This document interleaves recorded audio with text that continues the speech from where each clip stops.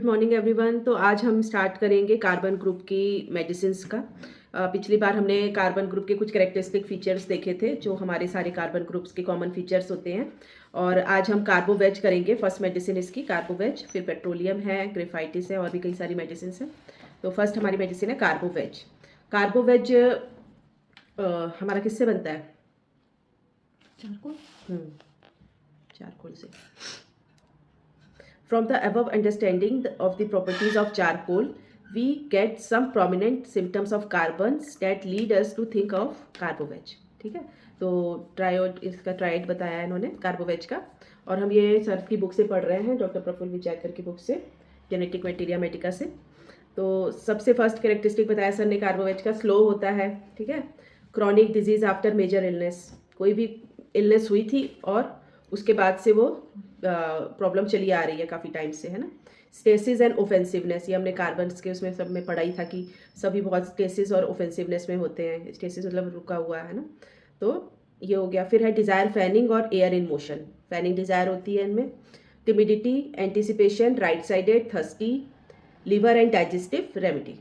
ठीक है, तो ये कार्बोवेज हमारे लिवर और डाइजेस्टिव रेमेडी के रूप में देखी जाती है, जिस बहुत अच्छा इसका इफेक्ट होता है डाइजेस्टिव प्रॉब्लम जिनको हो या लिवर से रिलेटेड प्रॉब्लम हो। ठीक है, तो अब हम इसको क्लिनिक में कैसे पहचानेंगे कि ये कार्बोवेज है।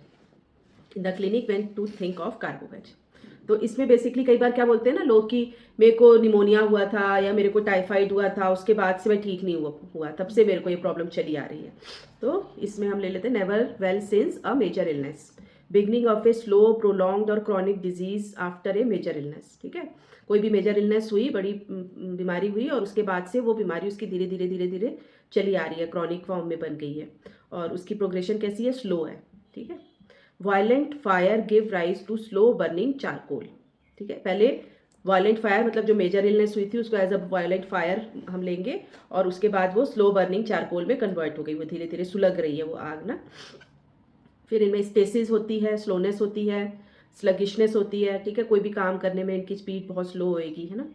ऑफेंसिवनेस होएगी क्योंकि स्टेसिस है, एक ही जगह पे कोई चीज़ इकट्ठा है या तो वो सड़ता है और उसमें स्मेल आएगी, ऑफेंसिवनेस आएगी। फैनिंग और एयर इन मोशन डिज़ायर पर, और इनको क्या है कि जैसे हमने उसमें देखा ही था, जब हम कोयला जलाते हैं तो उसको जब हवा करो तब उसकी आँच जो होती तेज होती है ना, तो उसी तरह से हम इसमें लेंगे। फैनिंग डिज़ायर इनके अंदर बहुत होती है, fanning desire, air in motion desire. Timid होते हैं, एंटिसिपेटरी, एंग्जाइटी है इनमें बहुत ज़्यादा।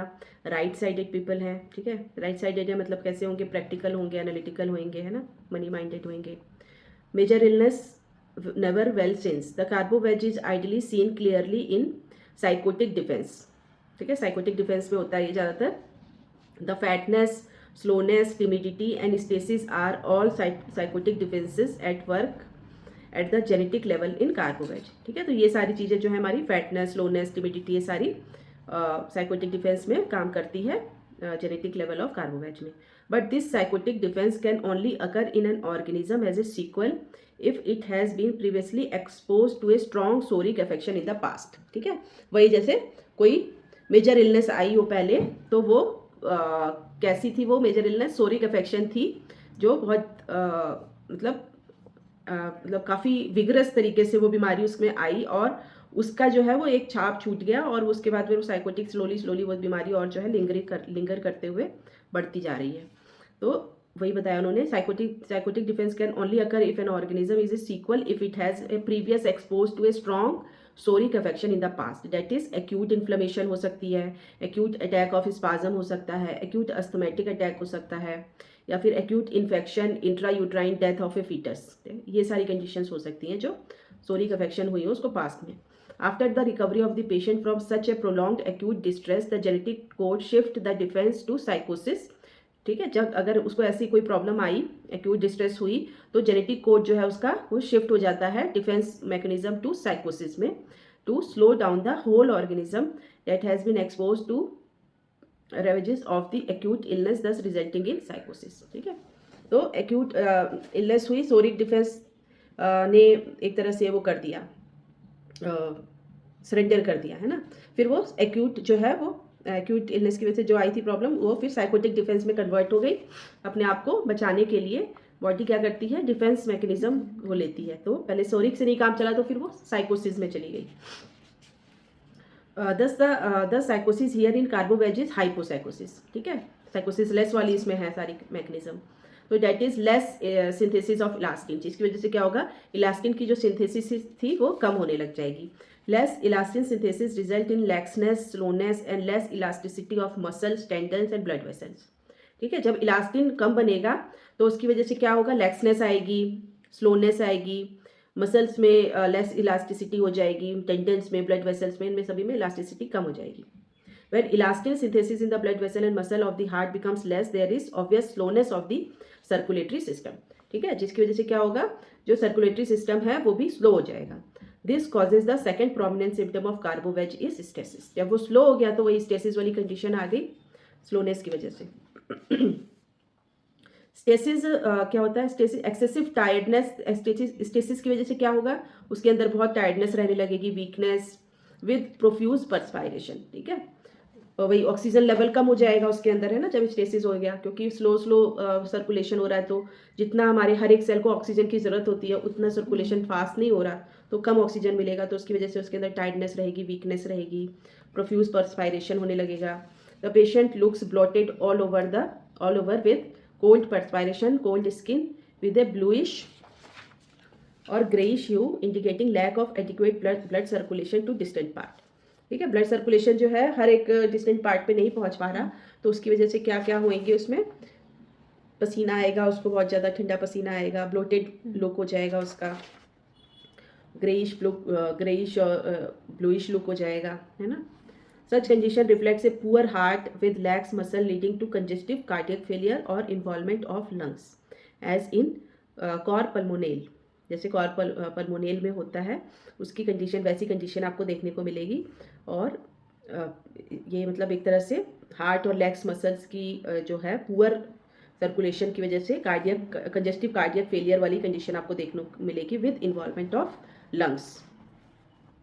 Faintness after sleep emphasizes the laxity of system after resting, ठीक है, स्लीप मतलब स्लीप कि फेंटनेस वाली कंडीशन आ जाएगी। जैसे फेंटनेस में क्या होगा ना कि जब हमारे ऑक्सीजन सप्लाई प्रॉपर नहीं होती है तो उसमें हम फेंट हो जाते हैं, तो वो कंडीशन इसमें आपको देखने को मिल सकती है।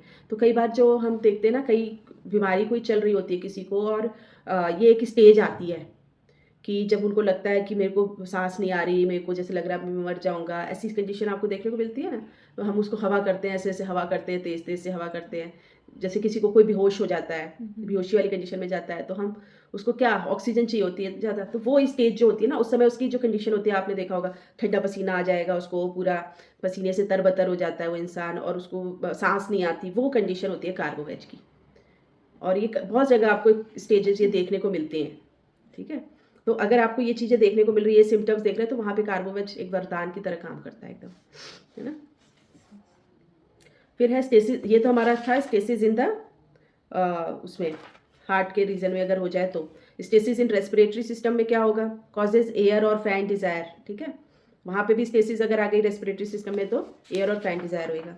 और इसमें हमारा था जो हमारे स्पेसिफिक पॉइंट्स दिए हुए हैं, जैसे पर्सपायरेशन, कोल्ड होएगा, क्लैमी होएगा, blood circulation of sluggish blood circulation हो गया, ब्लड स्टैगनेंट हो जाएगा, रुक जाएगा as if, blood stasis, faintness, fainting general morning rising on, ठीक है, सुबह सुबह जैसे सो के उठे उस समय फेंटनेस उसको फील हो रही है, faintness, fainting general, sleep after मतलब सोने के बाद उसको, मतलब कई लोग सोते भी हैं तो देखा नहीं कैसे एकदम जैसे लगता है बेहोशी हो गए, पता ही नहीं होता उनको किसी चीज़ का, आप इतनी आवाज़ें भी लगाओ कुछ करो उनको पता ही नहीं चलता, जैसे एकदम बेहोश हो गए, इस तरह की फीलिंग हो जाती है उनकी, ठीक है। फिर हमें stasis in the respiratory system में कॉजेज एयर और fan desire, they are in need of oxygen and hence though feeling chilly और कोल्ड, ठीक है, ऑक्सीजन को उनको नीड होगी, इसकी वजह से वो ठंड फील करेंगे। They want to be fan continuously, this gives a false impression that patient is hot and wants fan, they need fans as they have air hunger and want air to be in motion, ठीक है। हमको कई बार क्या लगता है ऐसी condition से कि उसको गर्मी लग रही है, इस वजह से उसको फैनिंग डिजायर है, मगर वो उसके पीछे का कारण ये नहीं होता, उसके पीछे का कारण ये होता है कि उसको ऑक्सीजन चाहिए, इस करके वो फैन डिजायर आती है उसमें, वैसे वो चिली होता है patient. Open air open desire for air draft amelioration, air indoor air amelioration, fan being amelioration, fan desire to be, ठीक है। फिर है stasis in the gastro intestinal system. अगर गैस्ट्रो इंटेस्टाइनल सिस्टम में स्टेसिस आ जाए तब क्या होता है, फ्लैटुलेंस आएगा और ऑफेंसिवनेस आएगी, क्योंकि खाना एक जगह इकट्ठा होएगा, सड़ेगा, जलेगा, गर्म वो होएगा, गलेगा, सड़ेगा, तो उसकी वजह से क्या है, उसमें गैस बनेगी उसकी, और वो ऑफेंसिवनेस प्रोड्यूस करेगी, ठीक है। The weak digestion is stress out if a person eat rich food और फैट्स, ठीक है। अगर उसने खाना ऐसा खा लिया, रिच फूड या फैट वाला खाना खा लिया, तो और ज़्यादा उसमें स्ट्रेस पड़ेगा, और 10 fat and rich food aggravate, इसकी वजह से उसमें एग्रेवेट, क्योंकि डाइजेशन उसका इतना स्लो है, तो वो हैवी चीज़ें खा लेगा तो वो और ज़्यादा उसमें कंडीशन वर्स हो जाएगी उसकी। Less of elastin in the intestinal muscle makes the intestine sluggish and they do not move, ठीक है। इलास्टिन जो है वो कम हो गया है हमारे इंटेस्टाइनल मसल्स में। When they don't move there is stasis of food and lower bowel do not move causing stasis of excretory materials, ठीक है। क्योंकि इलास्टिन कम हो गया तो उसकी मूवमेंट कम हो गई, इलास्टिसिटी कम हो गई उसकी, है ना, स्टिफ हो गया वो, है ना, तो उसकी वजह से मूवमेंट्स कम हो गई, तो इंटेस्टाइनल मूवमेंट्स कम होएंगी, स्लो होएंगी, तो खाना भी धीरे धीरे जाएगा, पचेगा भी ठीक से नहीं पचेगा, और जाके वो रेक्टम में इकट्ठा हो जाएगा, क्योंकि उसके अंदर इतनी पावर ही नहीं है कि वो उसको एक्सपेल आउट कर सके, तो उसकी वजह से जो है उसको प्रॉब्लम आएगी। When they don't move, there is stasis of food and lower bowels do not move, causing stasis of excretory material. When there is dirt accumulating in a place, it is bound to stink. ठीक है, अगर कोई जगह पे कोई गंदगी इकट्ठी हो जाए तो वो बदबू मारेगी, है ना। Similarly, in carbo-veg, stasis result in offensive breath, offensive eructation and offensive flatus. ठीक है, इसकी वजह से उसकी सारी जो हैं डिस्चार्जेस जो हैं वो कैसे हैं, ऑफेंसिव हैं, क्योंकि स्टेसिस है उसके अंदर। When there is stasis of intestine, the patient's dull gastrointestinal system needs stimulus in the form of acids, salts and sweet things, ठीक है। अगर इंटेस्टाइन उसका ऐसा है, स्टेसिस की कंडीशन में है, तो जो पेशेंट का जो डल गैस्ट्रोइंटेस्टाइनल सिस्टम है उसको स्टिमुलस की जरूरत होगी, in the form of acid चाहिए, सॉल्ट या स्वीट थिंग्स चाहिए। एसिड्स में act as temporarily stimulant to the system, and salt and carbohydrate helps in acquiring temporarily energy and strength for weakened system, ठीक है। Acid से क्या होगा, temporarily system को जो है वो स्टिमुलेंट मिलेगा, और सॉल्ट और कार्बोहाइड्रेट से क्या होगा कि उसको एक टेम्परेली एनर्जी मिलेगी ताकि वो अपने सिस्टम को स्ट्रेंथन कर सके। तो इसमें हमारे पॉइंट्स है सेंसिटिव, टेंडरनेस, लिवर रीजन, ठीक है, लिवर भी स्लो है, उसकी वजह से वहाँ पे उसकी टेंडरनेस होगी लिवर में। Short as if to short liver region, उसको ऐसा फील होएगा, short as if to short liver region. Tension in liver, constipation, difficult stool, soft stool भी डिफिकल्टी से निकलेगा। Constipation, ineffectual urging and straining, ठीक है, मतलब बहुत उसको स्ट्रेन देना पड़ेगा निकालने के लिए स्टूल को ना। ओडर, ब्रेथ, ऑफेंसिव, जनरल, ठीक है, ओडर, ब्रेथ, जनरल, पुट्रिट, ठीक है, ये सारे इसके हो गए पॉइंट।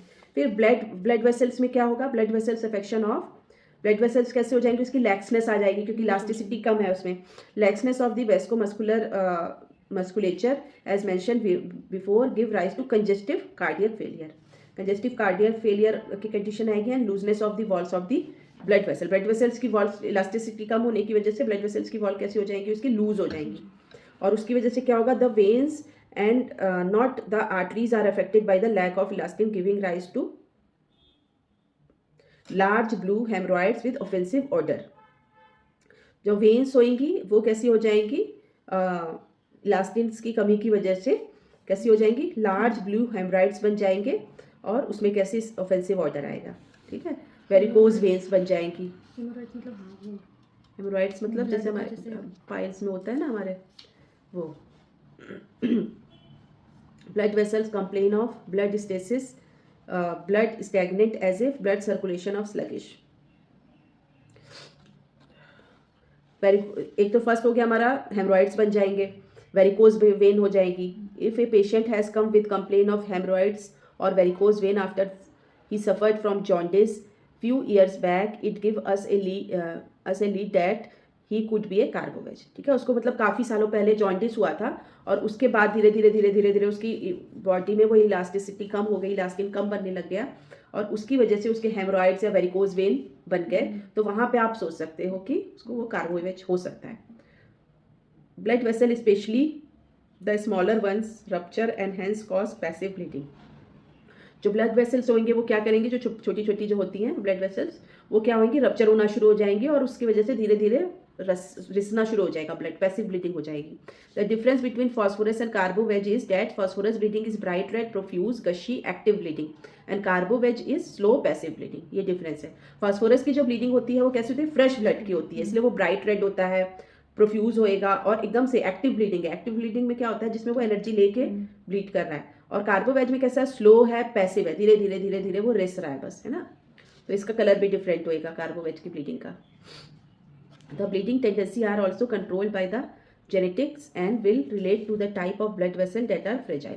ठीक है, जो ब्लीडिंग की टेंडेंसी है वो भी किस चीज़ से कंट्रोल होती है, जेनेटिक से, और किस तरह का ब्लड वेसल है जो फ्रेजाइल हुआ है उस चीज़ पे डिपेंड करता है कि ब्लीडिंग की टेंडेंसी कैसी होगी। The active bleeder bleeds from the arteries. ठीक है, जो एक्टिव ब्लीडर्स होते हैं वो ज़्यादातर आर्टरीज की ब्लीडिंग के थ्रू होते हैं, because their arteries are fragile, क्योंकि उनकी आर्टरीज फ्रेजाइल होती हैं। दे हैव ब्राइट रेड और हॉट ब्लड। ठीक है, these are phosphorus, belladonna, hamamelis, aconite, ipecac, china, ferrum, lachesis, sabina, sulphur, thlaspi, viburnum, opulus. ठीक है, ये सारे हमारे एक्टिव ब्लीडर्स हैं। तो इनका कलर कैसा होता है, ब्लड का ब्राइट रेड होएगा, हॉट ब्लड होएगा। जो पैसिव ब्लीडर्स होते हैं like carbo veg, arnica, china, crotalus, horridus, lachesis दोनों में है ना, sulphur, millefolium, pulsatilla, secale cor, sepia, sulphuric acid, ये सारे हमारे पैसिव ब्लीडर्स हैं। तो इनके कलर भी डिफरेंट होएगा और धीरे धीरे रिसने वाला ब्लड होएगा इनका। और इनका ब्लड जो है वो वेन से निकलेगा, वेन फ्रेजाइल होगा, उसकी वजह से इनका होगा, इसलिए पैसिव ब्लीडर्स होते हैं। और इसमें वेन में तो हमको भी पहले से भी पता है कि गंदा ब्लड होता है, तो उसका कलर भी चेंज होएगा। आर्टरीज में जो होता है वो अलग ब्लड होता है, फ्रेश ब्लड होता है, तो वो उसमें वो ऑक्सीजन वाला ब्लड होता है, तो उसका कलर अलग होएगा। तो ये डिफरेंस होता है। तो जब हम हमारे पास कोई पेशेंट आता है हेमोरॉइड्स का या कोई ऐसे ब्लीडिंग है, कहीं से भी ब्लीडिंग हो रही है, तो वहाँ पे ये चीज़ ज़रूर पूछो, कलर कैसा होता है, ब्लड का कलर कैसा होता है ना। तो वो चीज़ों से भी हमको थोड़ा वो मिल जाता है, क्लू मिल जाता है। मेंटली कैसा होता है, carbo veg patient personality as mention earlier is timid होता है, बहुत ज़्यादा है ना, क्वाइट होता है। It is full of anticipation, बहुत ज़्यादा होती है इनके अंदर। Though angry, they suppresses the anger and do not have the courage to blow it out. ठीक है, अपने एंगर को ये सप्रेस करता है, इसके अंदर इतनी हिम्मत नहीं होती कि उसको दिखा सके। Just like a charcoal that has fire within but never actively flare up. जैसे चारकोल होता है, धीरे धीरे सुलगता रहता है मगर वो आग नहीं निकालता, वैसे ही इसका नेचर होता है। ठीक है, the timidity keeps the anger with in. Timidity की वजह से उसका गुस्सा जो है अंदर ही दबा रहता है, but through an indirect way the anger और discontentment is expressed by mocking. And इनके अंदर मॉकिंग सार्काज्म बहुत होता है, क्योंकि ये लोग डायरेक्ट तो गुस्सा निकाल नहीं सकते, तो ऐसे टॉन्ट करेंगे, आपको सार्काज्म करेंगे, जिससे इनका गुस्सा उसके रूप में निकले। तो जो भी ये इस तरह के होते हैं ना, मॉकिंग, सार्कास्टिक होते हैं, ये ज़्यादातर टिमिड पर्सनैलिटीज़ होती हैं। ठीक है, तो टिमिडिटी आ गया। Timidity public about appearing in talk too inept to talk. ठीक है, इनएप्ट टू टॉक है, इसकी वजह से उनके अंदर टिमिडिटी है, पब्लिक में अपियर होने की वजह से। The carbo veg are not very sensitive और emotional people like their graphites counterparts. जो ग्रेफाइट्स है वो थोड़ा इमोशनल होता है, मगर जो कार्बोवेज है वो बहुत ज़्यादा इमोशनल नहीं होता, सेंसिटिव नहीं होता। They are more busy trying to cope up with their bodily weakness. ठीक है, वो अपनी बॉडली वीकनेस को ही कोप अप करने में ज़्यादातर बिजी रहते हैं। Knowing very well that they can not fight, they swallow their anger only to throw it out in the form of sarcastic remark. ठीक है, उनको पता है कि वो लड़ नहीं सकते, तो वो इस तरह से अपने गुस्से को बाहर निकालते हैं अपने सार्कास्टिक रिमार्क्स के through. This condition is met with an Indian हाउसवाइफ्स।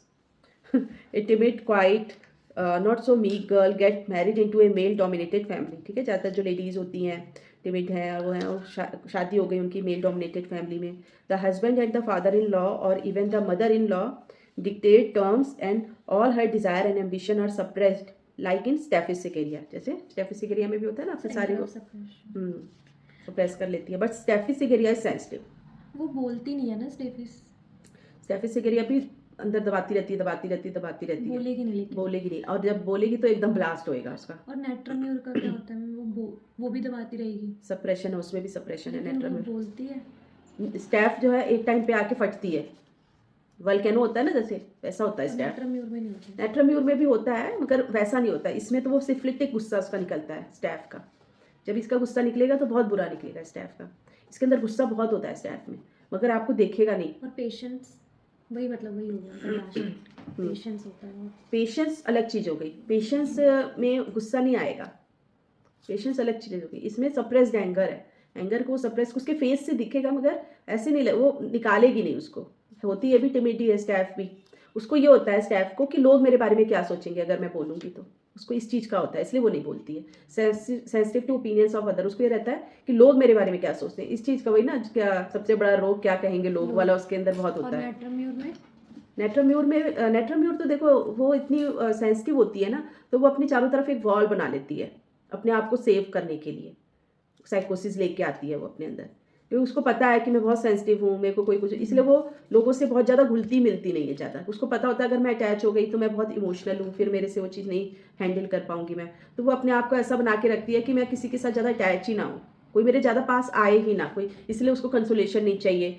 और नेट्रम्यूर को ये होता है मुझे कोई कंसोल ना करे, वो उसके अंदर सेल्फ स्टीम का ये होता है कि अपने आप को एक विशिष्ट आदमी समझती है वो भी, कि मैं बड़ी इंपॉर्टेंट पर्सन हूँ और कोई मेरे पर दया ना दिखाए, मतलब अपने आप को ऐसे दिखाने की कोशिश करती है कि मैं बहुत स्ट्रांग हूँ, मेरे पर कोई दया ना दिखाए, वो चीज़ उसको बिल्कुल पसंद नहीं होती नेट्रम को। सबकी अपनी अपनी वो है ना, अब स्टैफ क्यों नहीं बोल रही है, नेट्रम्यूर क्यों नहीं बोल रही है, सबका अपना अपना अंदर की सोच है। स्टैफ को ये है कि दूसरे मेरे बारे में क्या सोचेंगे अगर मैं लड़ूंगी बोलूंगी, है ना। नेट्रम्यूर को ये होता है मेरे पर कोई दया ना दिखाए, वो चीज़ मुझे बिल्कुल पसंद नहीं है। अगर मैं अपनी कमी दिखाऊंगी, अपनी वीकनेस दिखाऊंगी तो लोग मेरे पर दया करेंगे, मुझे वो समझेंगे, कमज़ोर समझेंगे, वो चीज़ उसको नहीं पसंद होती है। बस स्टैफिसिगेरिया जो होती है वो भी इसके जैसी दिखेगी, मगर स्टैफिसिगेरिया सेंसिटिव है, it is sensitive to rudeness, reprimands, insult and humiliation, and the anger that is pent up will be either thrown out in the form of a volcano at other people or on her own children and can get transferred into a psychotic cyst in the ovary or a fibroid in the uterus or even weakness of sphincters and muscles। ठीक है, अब स्टेफिसिगेरिया का क्या, जब वो गुस्से को दबाती है ना अंदर, तो उस दबाने की वजह से क्या होता है उसके अंदर क्या बनना शुरू हो जाता है, सिस्ट बन जाएगा, कोई साइकोटिक सिस्ट बन जाएगा ओवरीज में, या फाइब्रॉइड बन जाएगा यूट्रस में, या जो उसके स्फिंक्टर्स हैं वो लूज हो जाएंगे, है ना, वीकनेस आ जाएगी, जैसे यूरिन वाला जो है, यूरिन के स्फिंक्टर्स लूज हो गए, है ना, हंसेगी बोलेगी, हाँ, तो यूरिन पास हो जाता है जैसे कई लोग बोलते हैं ना।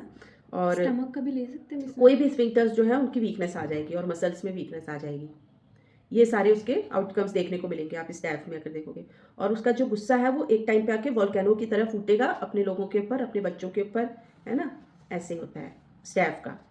But emotionally sensitivity and sensitivity in general still remains, मगर ये सब होने के बावजूद भी वो एक सेंसिटिव बंदा ही बना रहेगा, उसके अंदर वो चीज़ खत्म नहीं होगी सेंसिटिविटी उसकी। सिंपैथेटिक होते हैं ना, सिंपैथेटिक वो तो हम देखेंगे रूब्रिक्स में कौन कौन से रूब्रिक्स में पड़ी है, जरूरी नहीं है। The fighting nature will still remain, मगर उसके अंदर वो फाइटिंग नेचर जो है उसका वो अभी भी बना रहेगा। Not so with carbo veg, carbo veg के साथ ऐसा नहीं है। It quietly hears everything but throws out of a sarcastic remark just to emphasise that she can not be taken for granted. ठीक है, अगर उसके साथ कोई इस तरह से बिहेव कर रहा है गलत तरीके से, तो वो उसको कैसे बाहर निकालेगी, थ्रो करेगी सार्कास्टिक रिमार्क्स के थ्रू, टॉन्ट मारेगी, सब कुछ शांति से सुन के उसको कैसे थ्रो करेगी, सार्कास्टिक रिमार्क के थ्रू करेगी कि लोग उसको फॉर ग्रांटेड ना लें, कि वो भी जवाब देना जानती है मगर इस तरह से जानती है। उसका ये है, रिएक्शन ही मेन होता है। एक सिचुएशन पैदा हुई और उस सिचुएशन में किसने कैसे रिएक्ट किया, वहीं से आपकी मेडिसिन सेलेक्ट होती है। ठीक है, अब गुस्सा है, स्टाफ ने कैसे अपने आप गुस्से को मैनेज किया, खट्टा करती रही और एक टाइम पे आके ब्लास्ट हो गया। इसका क्या है, ये सुनेगी मगर उसको फर्दर उसी टाइम पे ही सार्कास्टिक रिमार्क के थ्रू थ्रो करेगी, कार्बोवेज, हाँ, कार्बोवेज। ठीक है, तो ये दोनों में डिफरेंस हो गया। Occasionally there will be anger which will be followed by paleness of face and no redness like belladonna. ठीक है, इसमें जब गुस्सा वो दिखाएगा तो उसके फेस कैसा होएगा, पेल होएगा, जैसे गुस्से में रेडनेस आ जाती है बेलाडोना में, इसमें उल्टा है, इसमें पेलनेस है, yellowishness. If the domination continues she become completely indifferent, अगर वो डोमिनेशन उसकी फैमिली की तरफ से है फिर भी, तो वो इंडिफरेंस में चली जाएगी, कार्बोवेज भी। Just like the stasis in the body the mind goes into stasis and does not react, जैसे बॉडी में उसके स्टेसिस चल रही है वैसे उसके माइंड में भी स्टेसिस आ जाएगी और वो रिएक्ट करना बंद कर देगी। She develop indifference to children, family, loved one and relations and even to all the joys and suffering. ठीक है, उसके अंदर हर एक चीज़ को लेके इंडिफरेंस आ जाएगा, जॉय सफरिंग रिलेशन हर चीज़ को लेके। She neglects her duties which she use to do diligently before, जो वो डिलीजेंटली अपनी ड्यूटीज़ निभा रही थी काफ़ी टाइम से, उसको भी वो नेग्लेक्ट करना शुरू कर देगी।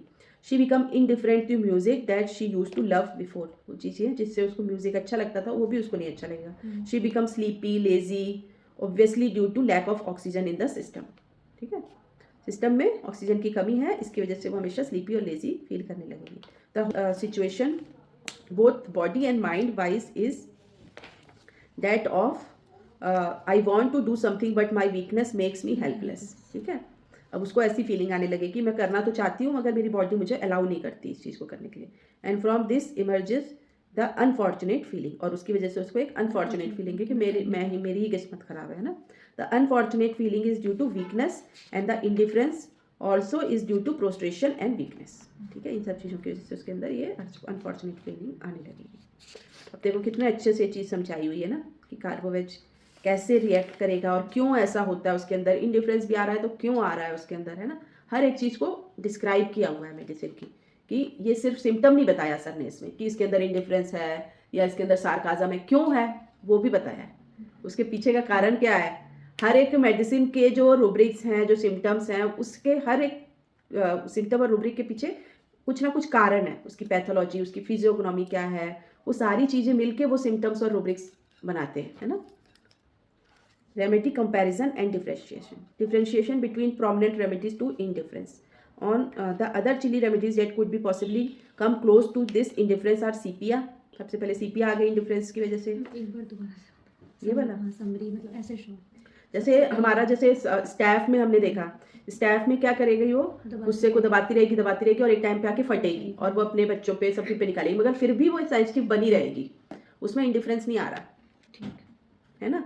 तो कार्बोवेज में क्या है, कार्बोवेज में जो है वो जब उसको कोई डोमिनेट करेगा या परेशान करेगा तो वो चुपचाप सुनेगी, मगर उसको सोच समझ के सार्कास्टिकली उसका आंसर देगी कि लोग उसको फॉर ग्रांटेड ना लें कि मैं भी जवाब दे सकती हूँ, है ना। ऐसे ऐसे वाला उसका दिखेगा आपको कि ये मतलब डायरेक्ट लड़ती नहीं है मगर हंसी मजाक में ऐसे ऐसे करके वो बोल देती है, अपनी बात बता देती है सामने वाले को कि मेरे को ये चीज़ बुरी लगी है ना, ताकि सामने वाला उस चीज़ को याद रखे और अगली बार से सोच समझ के बोले। इसको रूब्रिक्स में ऐसे बोल सकते हैं, ट्रुथ टेल्स द प्लेन, या फिर नहीं प्लेन कहाँ बोला उसने सार्काज़म में बोला है, साइकोसिस आ गई ना यहाँ पे, उसको घुमा फिरा के बोल रही है, डायरेक्ट तो वो बोल ही नहीं रही। उसको ये है कि मैं उसको पता है मैं लड़ नहीं सकती, मेरे में इतनी एनर्जी नहीं है। अब लड़ने के लिए भी जो लोग बहुत गुस्से वाले होते हैं ना, वो उनके अंदर एनर्जी इतनी होती है, गुस्सा करने के लिए भी तो एनर्जी चाहिए ना आपको। जिनके अंदर एनर्जी होगी वही गुस्सा कर सकते हैं, जो बंदा ये बिल्कुल लल्लू मतलब जिल्लू सा है, उसके अंदर एनर्जी नहीं, वो गुस्सा भी नहीं कर सकता, उसके अंदर है ही नहीं इतनी, वो पावर ही नहीं है वो। तो इसको पता है कि मेरे में इतनी पावर नहीं है कि मैं लड़ सकूं, इतनी एनर्जी मेरे में नहीं है, तो वो उस चीज़ को डिफेंस, अब बॉडी को तो वो चीज़ नहीं अच्छी लग रही है तो उसको वो कैसे मतलब अपने डिफेंस कर रहा है। हर एक इंसान का डिफेंस करने का अलग तरीका है अकॉर्डिंग टू देयर कॉन्स्टिट्यूशन और उसकी जो मेंटल लेवल है। तो इसका जो डिफेंस का मैकेनिज्म है वो कैसे है, सार्काज़म के थ्रू वो बता रहा है कि मुझे ये चीज़ बुरी लगी, मगर उसको हंसी मजाक में गोल मोल करके सामने वाले को सुना रहा है, तो ये उसका हो गया डिफेंस। मगर इसमें क्या होता है कि फिर भी अगर ये कंडीशन उसकी बनी रहती है तो एक टाइम पे आके उसका क्या हो जाता है, वो इंडिफरेंस में चली जाती है। और इंडिफरेंस में क्यों जाती है, क्योंकि जो बॉडी में स्टेसिस है उसके, तो वही स्टेसिस उसके माइंड में भी आ जाती है, रुक जाता है वो एक तरह से, माइंड उसका काम करना बंद कर देता है ना। तो वो अपनी फैमिली से, अपने बच्चों से, हर एक से, जॉय से, सफरिंग से, हर चीज़ से उसमें इंडिफरेंस आ जाएगा और अपनी ड्यूटीज़ को भी वो नेग्लेक्ट करने लगेगी। जो वो पहले बड़े अच्छे से डिलीजेंटली कर रही थी काम, वो चीज़ों को भी वो नेग्लेक्ट करना शुरू कर देती है और इंडिफरेंस आ जाता है उसके अंदर। ऑक्सीजन की कमी होने की वजह से वो बहुत ज़्यादा स्लीपी, लेज़ी ऐसे फील करने लग जाती है और उसको ऐसा फील होता है कि मैं चाहती तो हूँ करना, मगर मेरी बॉडी मेरे को नहीं करने दे रही क्योंकि मेरे में एनर्जी नहीं है इतनी, ठीक है। और इस वजह से उसके अंदर एक अनफॉर्चुनेट वाली फीलिंग आ जाती है कि मैं करना भी चाहती हूँ मगर मैं कर नहीं पा रही हूँ, भगवान मेरे साथ ही ऐसा क्यों कर रहे हैं, मेरी किस्मत ऐसी क्यों है, मेरी बॉडी को क्यों नहीं अच्छा रख रहे हैं, ऐसी फीलिंग आ जाती है। तो वो अनफॉर्चुनेट वाली फीलिंग आ जाती है। तो ये उसका मेन थीम है, मतलब ऐसे ऐसे वो सोचती है। आ गया। फिर इसके डिफ्रेंशिएशन में हम सबसे पहले CPA जैसी दिखेगी आपको, क्योंकि वो भी डिफरेंस में चली जाती है ऐसे ही। काली म्यूर, काली फॉस्फोरस, एसिड फॉस भी बहुत इंडिफरेंस में हम यूज़ करते हैं, एंड नाइट्रिक एसिड। अब इसमें हम डिफरेंस देखेंगे कि कैसे हम इनको डिफ्रेंशिएट करेंगे कार्बोवेज के साथ। The Kali mur and Kali phos indifference will be in people who were quite active, fast, reactive and touchy before they went into such an indolent and indifferent state. जो Kali FOSS और काली mur में जो indifference आता है उस वो किस तरह के लोगों में आता है। जैसे हमारा कार्बोवेज तो बहुत स्लो स्लगिश है ना, स्टेसिस वाला है, वो उसकी आपको ऑरा से ही पता चल जाएगा कि बंदा कैसा है, स्लो वाला है कि फास्ट। मगर जो काली फॉस और काली म्यूर है ये लोग एक्टिव होते हैं, है ना, ये क्वाइट एक्टिव होते हैं, फास्ट होते हैं, रिएक्टिव होते हैं बहुत ज़्यादा, टची before they went into such an indolent and indifferent state. Indifferent state आने से पहले की स्टेज उनकी ऐसी होती है, वो बड़े एक्टिव हैं, ये हैं, वो हैं, सारा कुछ बताया हमने, टची हैं, रिएक्टिव हैं, फास्ट हैं। मगर जो कार्बोवेज है वो तो पहले से ही ऐसा है, उसका तो नेचर ही ऐसा शुरू से ही है, इंडोलेंट, स्लो, स्लगिश। मगर इसमें अगर आपको इंडिफरेंस दिख रहा है काली फॉस और म्यूर में, तो आप पहले का पूछोगे पहले कैसे थे, बोले नहीं ये तो बहुत ही अच्छे, फास्ट थे, हर एक चीज़ में एक्टिव थे बहुत ज़्यादा, है ना, बहुत सेंसिटिव थे। तो ये सब चीज़ें आपको देखने को मिलेंगी। Phosphorus in the past was a loving affectionate person who loved company and like to give love and take love and with desire for magnetism. अगर हम फास्फोरस का इंडिफरेंस में जाएंगे तो उसमें हम पूछेंगे अगर पीछे का तो कि वो कैसा था, तो वो बंदा बड़ा बोलते हैं लोग कि बड़ा लविंग था, ये तो बड़ा अफेक्शनेट था, सब लोग को प्यार करना, इसको पसंद है, इसको प्यार चाहिए भी, है ना, मैग्नेटिज्म, डिज़ायर होता है उनमें बहुत ज़्यादा। The combination of indifference to family in a sarcastic mocking women और man give us a selection between only 3 remedies. अब ये जो कॉम्बिनेशन है ना, इनडिफरेंस प्लस सार्काज्म, ये 3 ही दवाइयाँ हैं जो होती हैं इस तरह की, carbo veg, sepia and nitric acid. अगर आपको हाँ, सीपिया भी बहुत सार्कास्टिक होती है, सीपिया भी डायरेक्ट नहीं बोलती, बहुत सार्काज्म होता है सीपिया में भी, क्योंकि वो भी टिमिड पर्सनैलिटी है। तो ये तीनों जो है कॉम्बिनेशन में, अगर ये दोनों कॉम्बिनेशन में अगर हम देखें तो सिर्फ ये 3 दवाइयाँ हैं। अब इन 3 दवाइयों को कैसे हम डिफ्रेंशिएट करेंगे। All these are chilly, all are weak and have laxness of tissues and all are thirstless. ठीक है, इन सभी में ये चीज़ें हैं। ठीक है, sepia will be better by exercise and work with weak body and positive and strong mind. ठीक है, जो सीपिया होती है ना वो उसको मतलब फिजिकल एक्टिविटी से उसको अच्छा लगता है।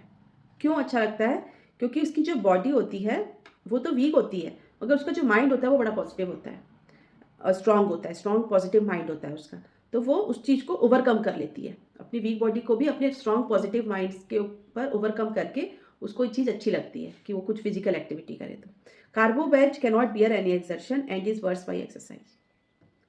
ठीक है, कार्बोवेज जो होता है वो बिल्कुल भी एक्सर्शन उसको बर्दाश्त नहीं है और उसको अच्छा नहीं लगता बिल्कुल एक्सरसाइज करना या फिजिकल एक्टिविटी वाली। तो यहाँ से हम डिफ्रेंशिएट कर देंगे सीपिया से, कि सीपिया को पूछो कि आप कुछ एक्टिविटी करते हो, या जैसे हम लेते हैं कि ज़्यादातर देखोगे सीपिया वाली जो लड़कियां होती हैं गेम्स में इंटरेस्ट होता है उनका ज़्यादा, या डांस में होता है उनका, फिजिकल एक्टिविटी से उनको अच्छा लगता है, वो बोलते हैं मुझे अच्छा फील होता है जब मैं ये चीज़ें करती हूँ। तो मगर कार्बोवेज में ऐसा नहीं होता, उसको बल्कि वर्स होएगा कोई भी एक्टिविटी से, क्योंकि उसके अंदर एनर्जी बहुत कम है।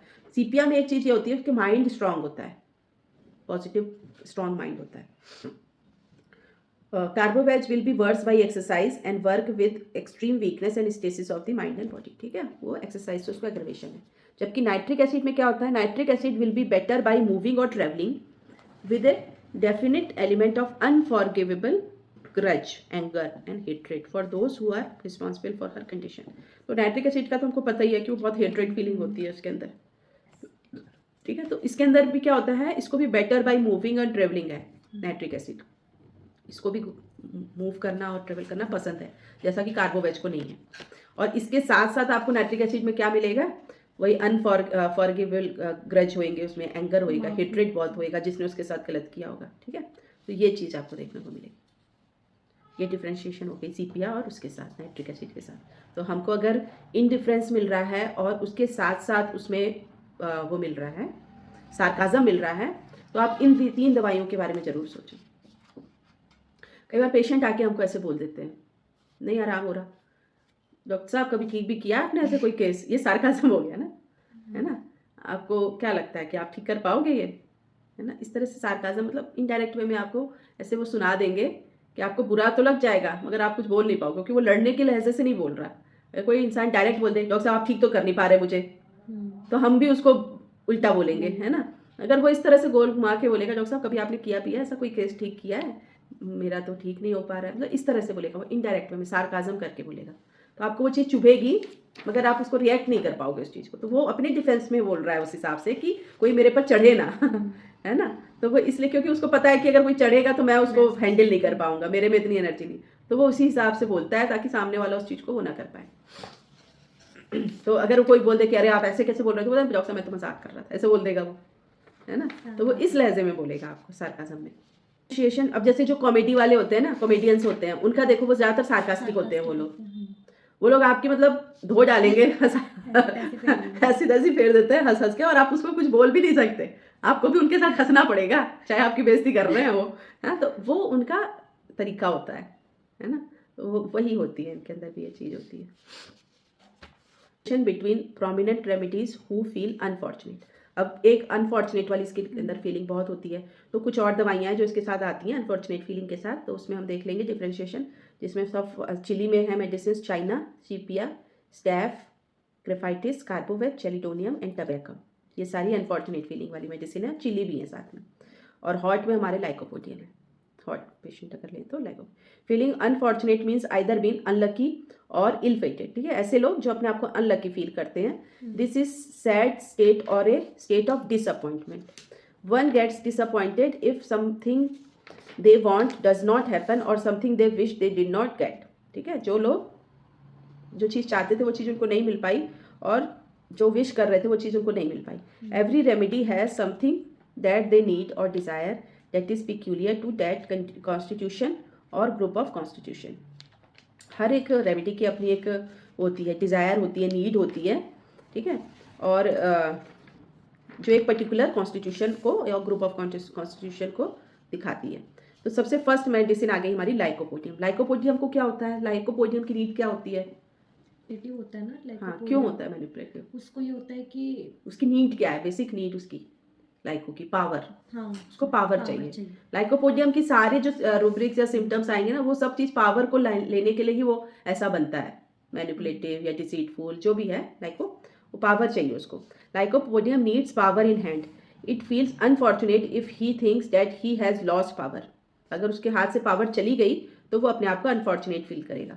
और ही कैनॉट डिक्टेट, अगर वो डिक्टेट नहीं कर पा रहा है तब वो अनफॉर्चुनेट फील करेगा। When lycopodium feels he cannot dominate, there is a feeling of no power.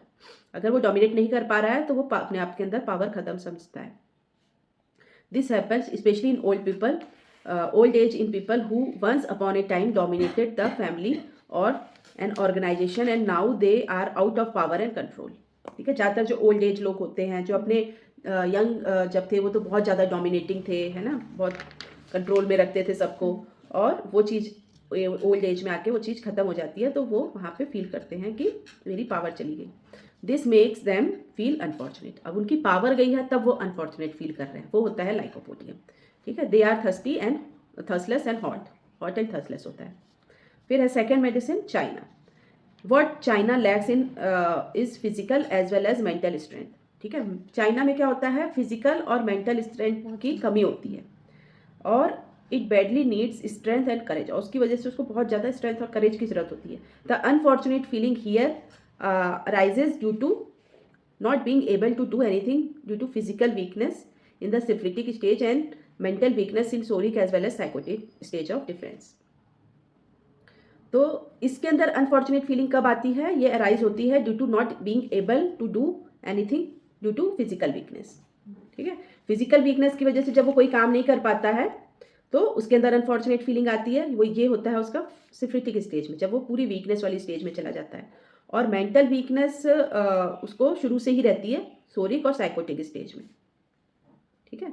और जब एक स्टेज सोरा साइकोसिस निकल जाए और पूरी फिजिकली वो एग्जॉस्ट होकर पूरा फिजिकली वीक हो जाए, तो वहाँ पे उसको फीलिंग आएगी, अनफॉर्चुनेट वाली फीलिंग आएगी। In psora mental weakness makes the china constitution timid. Mental weakness की वजह से सोरा में जो है वो चाइना कैसा होता है, बहुत टिमिड होता है, क्योंकि उसमें मेंटल वीकनेस है। उसको पता है कि मैं ऐसी कंडीशन को हैंडल नहीं कर सकता, इसलिए चुप रहो, उतना ही अच्छा है ना। The timidity of the China prevents it from retaliating against any wrong being done to them, and then they go into a depression in which they feel they are unfortunate, ठीक है। टिमिडिटी की वजह से वो कोई भी चीज़ को retaliate नहीं करता, क्योंकि जो उसके साथ गलत हो रहा होता है, और वो फिर कैसा हो जाता है, डिप्रेशन में चला जाता है और वहाँ पे फिर अपने आप को अनफॉर्चुनेट फील करता है। In sycosis this remedy exhibit cowardiceness and it use on its mental impotency and feels unfortunate. ठीक है, और वही जो है वो साइकोसिस में जब जाता है तो वो कैसा हो जाता है, कोवार्डाइस हो जाता है, कायर हो जाता है, और मेंटल इम्पोटेंसी की वजह से वो अनफॉर्चुनेट फील करता है।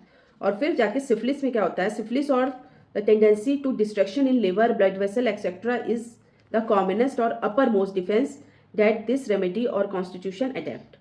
ठीक है, फिर सिफिलिस में जाके क्या है, डिस्ट्रक्शन शुरू हो जाती है। वो चीज़ शुरू तो सोरा से ही हो गई थी उसके अंदर, है ना, साइकोसिस में भी फिर वो चीज़ें रही, मगर जब वो चीज़ आउट ऑफ कंट्रोल चली गई ना, अब हम बोल देते हैं कि कोई भी चीज़ को आप कितनी देर दबा के रखोगे, कितनी देर दबा के, कभी ना कभी तो वो चीज़ फटेगी ना। जैसे जब बाढ़ आती है, पानी, बारिश हो रही है, इकट्ठा हो रहा है, एक टाइम पे आके वो फटेगा, तो वो सिफिलिस में चला गया।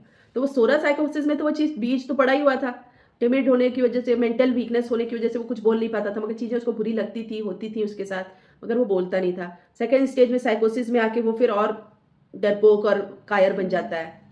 ठीक है, और थर्ड स्टेज में जब वो चीज़ आउट ऑफ कंट्रोल चली जाती है तो उसके फिजिकल लेवल पे वो चीज़ें आने लग जाती हैं, और उसका लिवर वगैरह ये चीज़ें डिस्ट्रक्शन शुरू हो जाती है, लिवर में, ब्लड वेसल्स में।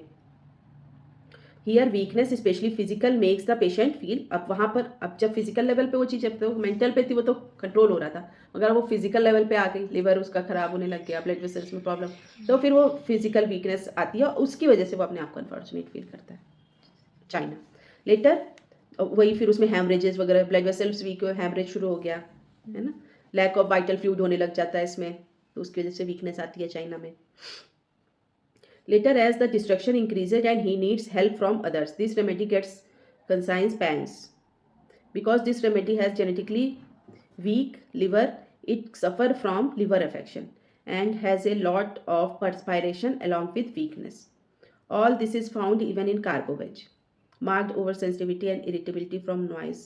ये जो होता है, इसको पहले से ही लिवर जो होता है वो कमज़ोर होता है, जिसकी वजह से वीक लीवर की वजह से आगे जाके लिवर इन्फेक्शंस होती हैं इसमें, साथ साथ में बहुत ज़्यादा परस्पायरेशन होता है वीकनेस के साथ साथ, और ऐसे ही हमारा कार्बोवेज में भी होता है, और मार्क ओवर सेंसिटिविटी और इरिटेबिलिटी भी होती है नॉइस से, लाइट से, and as well as smell distinguishes it from Carbo veg, but Carbo veg that is otherwise almost similar. ये सारी चीज़ें लगभग सेम है दोनों में।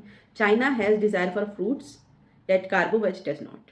चाइना में जूसी फ्रूट्स, इन चीज़ों की बहुत डिज़ायर होती है। दो both are chilly, Carbo veg desire fan which China hates. China में फैनिंग डिज़ायर बिल्कुल नहीं चाहिए, उसको फैनिंग नहीं चाहिए, कार्बोवेज में बहुत ज़्यादा चाहिए।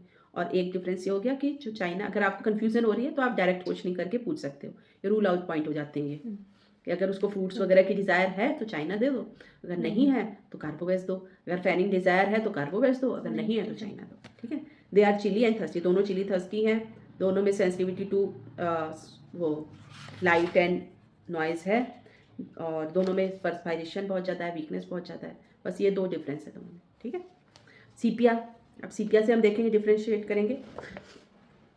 Both carbo veg and sepia in sycosis and syphilis becomes weak, दोनों जो है वीक हैं, और sepia wants to move ahead positively whereas carbo veg become static. ठीक है, sepia works hard relentlessly, not caring for family or near or dear ones. Carboveg shows affection to children. The unfortunate feelings here arises due to unavoidable environmental, emotional obstruction or prolonged grief. The feeling in sepia is that I could not achieve. It makes her so indifferent and sarcastic. Sepia will be better by exercise and work with weak body and positive and strong mind. Carboveg cannot bear any exertion and is worse by exercise.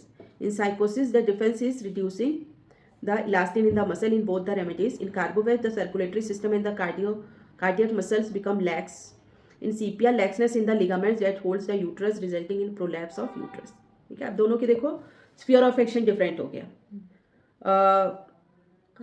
फिजियोग्नॉमी same है दोनों, मतलब physiology दोनों की same है, elastin less दोनों में हो रहा है, मगर ऑर्गन अफेक्टेड डिफरेंट है। यहाँ से हमको पता चलता है कि स्फीयर ऑफ एक्शन का कितना इंपॉर्टेंस होता है ना। अब देखो, जो कार्बोवेज है और सीपिया है, दोनों जो है अनफॉर्चुनेट फीलिंग में है, और मगर जो सीपिया है वो मेंटली स्ट्रांग है, इसलिए वो उसको ओवरकम करने की कोशिश करती है। और सीपिया की क्या फीलिंग होती है कि आई कुड नॉट अचीव, मैं अचीव नहीं कर पाऊंगी, और उसकी वजह से उसके अंदर मतलब सोरनेस, इंडिफरेंस और सार्काज्म आ जाता है। और मगर वो जब sepia will be better by exercise है, मगर वो उस चीज़ को मतलब उसका मेंटली वो स्ट्रांग, उसको पता है कि मैं कहाँ से इसको ओवरकम कर सकती हूँ, तो वहाँ पर वो चीज़ें वो करना शुरू कर देती है। अब जैसे वो मूवी में है ना, मिसेज मूवी में, उसमें उसको पता था कि मैं डांस में अच्छी हूँ, मुझे ये चीज़ मैं करूँगी तो मैं इस कंडीशन से निकल जाऊँगी, तो इसलिए वो उस घर से निकल के जाती है ना और अपना करियर बनाना शुरू करती है जो करती है। तो वहाँ पर से वो निकल गई, तो उसको अच्छा लगता है, better by exercise and well with weak body and positive and strong mind. Carbo veg जो होता है उसमें क्या है, they cannot bear any exertion and is worse by exercise. ठीक है, ये जो है एक्सरसाइज बिल्कुल भी नहीं पसंद इनको, और इससे बल्कि और वर्स हो जाते हैं। तो ये डिफरेंस हो गया हमारा कार्बोवेज और सीपिया में। सीपिया को जो है एक्सरसाइज वगैरह से अच्छा लगता है, कार्बोवेज को नहीं अच्छा लगता। और जो सीपिया में जो अगर हमारे इलास्टिन लेस की वजह से कहाँ पे इफेक्ट होता है इसका, इसमें जो होता है लैक्सनेस आ जाती है लिगामेंट्स में, जो यूट्रस को होल्ड करती हैं जो लिगामेंट्स, उसमें लैक्सनेस आ जाती है, जिसकी वजह से इनमें प्रोलैप्स ऑफ यूट्रस होता है। और जो कार्बोवेज में क्या होता है, इलास्टिन लेस की वजह से जो सर्कुलेटरी सिस्टम है, कार्डियक मसल्स हैं, वो लैक्स होती हैं। ठीक है, उनका स्फीयर ऑफ एक्शन वहाँ पे है और इसका यहाँ पे है। तो यहाँ से भी आप डिफ्रेंशिएट कर सकते हो कि किस तरह की प्रॉब्लम लेके पेशेंट हमारे पास आया है। तो अगर उसमें इंडिफरेंस है और उसके साथ यूट्रस से रिलेटेड प्रॉब्लम है और सार्काज्म है तो आप सीपिया दो, और अगर उसको कोई सर्कुलेटरी सिस्टम से रिलेटेड प्रॉब्लम है या कार्डियक मसल से रिलेटेड प्रॉब्लम है और इंडिफरेंस और सार्काज्म है तो आप कार्बोवेज दो। ठीक है, तो ये कॉम्बिनेशन बन गया एक तरह। सीपिया कॉन्स्टिट्यूशन कैसा होता है, लीन, थिन, चिली एंड थर्सलेस होता है, और जो कार्बोवेज ज़्यादातर ओबेज होते हैं। स्टेफिसिगेरिया, स्टेफिसिगेरिया a case of hypothyroidism that got cured in a lady can highlight the unfortunate situation of स्टेफिसिगेरिया। तो अनफॉर्चुनेट फीलिंग जो हमारा स्टैफ में भी होता है, तो एक केस उन्होंने डिस्कस किया है हाइपोथायराइडिज्म का, जिसमें अनफॉर्चुनेट फीलिंग थी। She was 53 year old, senior most executive in a multinational bank. ठीक है, बहुत अच्छी कंपनी में, मल्टीनेशनल बैंक में सीनियर मोस्ट एग्जीक्यूटिव थी वो lady. She was aware of her high status and was always telling about her achievement to everyone. ठीक है, उसको पता था और हर किसी को वो अपनी अचीवमेंट के बारे में बताती थी। In her history she told us about how she had learn homeopathy and how she was curing incurable diseases with single dose.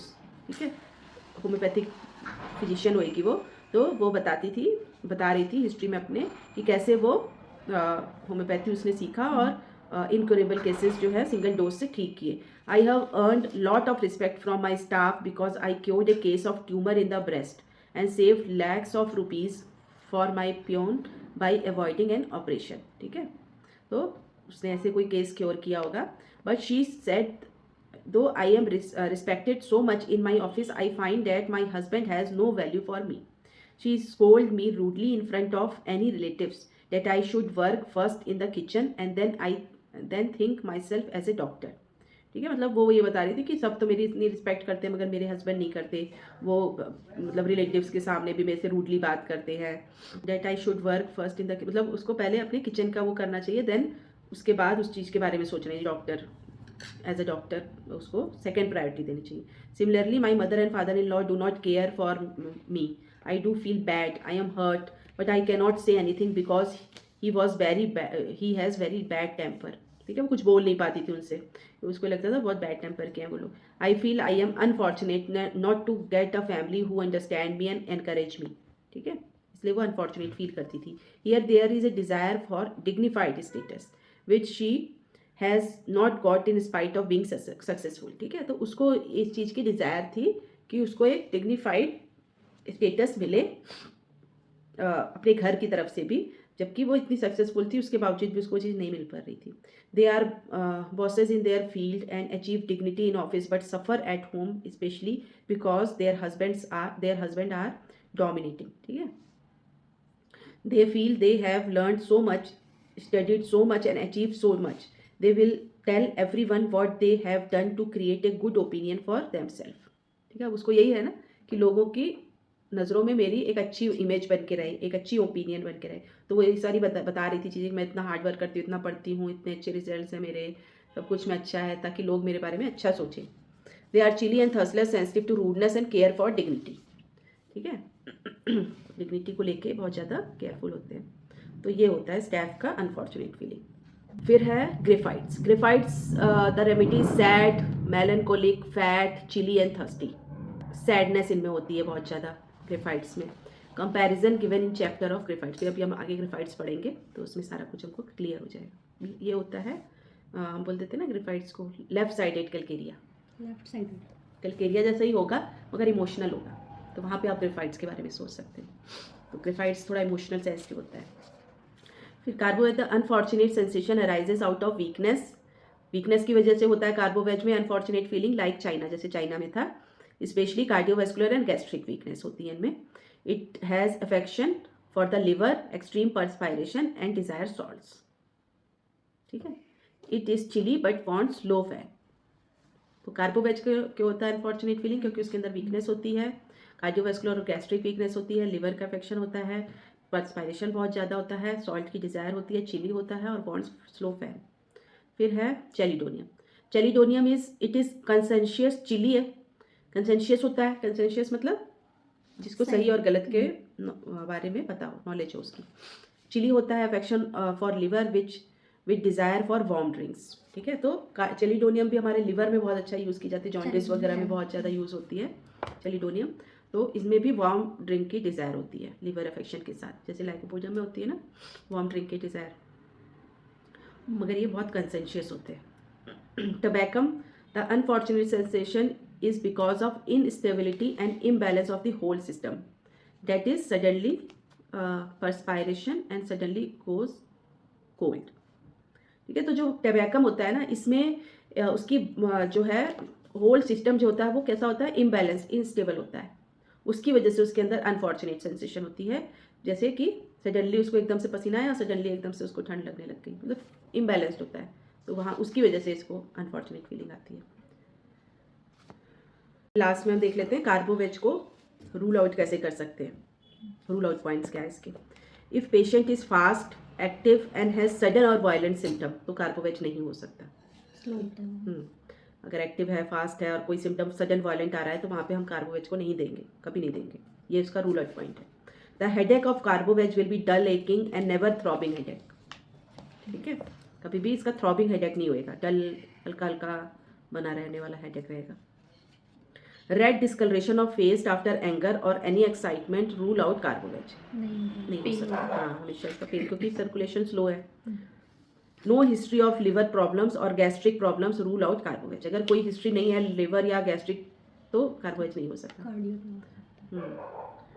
तो लिवर और गैस्ट्रिक से रिलेटेड कोई ना कोई हिस्ट्री में मिलेगा ही मिलेगा इसका। लिवर से रिलेटेड जॉन्डिस आ सकता है ना। गैस्ट्रिक से रिलेटेड हमारे बहुत सारी प्रॉब्लम्स होती हैं, gas, acidity, constipation. Waking up fresh in the morning, rule out carbo veg. ये सुबह जब भी उठेगा अनरिफ्रेशिंग स्लीप होती है इसकी, और ये सुबह उठेगा स्लो डलनेस इसकी रहेगी, रिफ्रेश नहीं फील करेगा। Arterial profuse bleeding, rule out carbo veg. ठीक है, तो आर्टरी से नहीं होती इसमें, वेनस ब्लीडिंग होती है और प्रोफ्यूज नहीं होती, धीरे धीरे पैसिव ब्लीडिंग होती है। In short, obese people having long standing illness with grayish hue, easy sweating, easily tired, wanting fan, mentally timid and anticipatory, right-sided, thirsty are carbo veg personalities. ठीक है, तो ये इसका इन शॉर्ट में अगर हम बताएं, अगर ओबेस है पेशेंट, लॉन्ग स्टैंडिंग इलनेस है, ग्रेइश ह्यू है, बहुत जल्दी स्वेटिंग है, जल्दी थक रहा है, फैनिंग डिज़ायर है, मेंटली टिमिड है, एंटिसिपेटरी एंजाइटी है उसमें, राइट साइडेड है, थर्स्टी है, तो हम कार्बोवेज सोच सकते हैं।